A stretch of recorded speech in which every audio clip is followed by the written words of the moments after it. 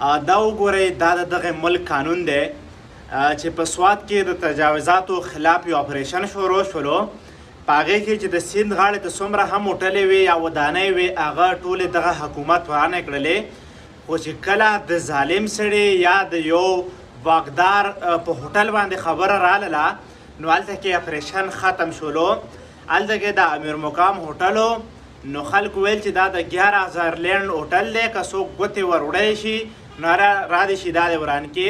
نو چې کله په هغه ځای باندې خبره راغله نو هلته چې کوم اسسټنټ کمیشنر و هغه وویل چې یار دا اپریشن په دې ځای باندې ختم شو.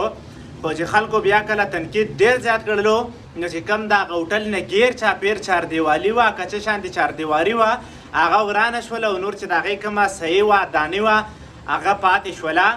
نو دا د دغه ملک قانون دی. مشتاق احمد ویلي و چې دا یو پاکستان نه دی دا دوه پاکستان دي. بالکل دا یو پاکستان نه دی دا دوه پاکستان دي. یو د غریب دپاره جوړ شوی دی بل د امیر دپاره جوړ شوی دی.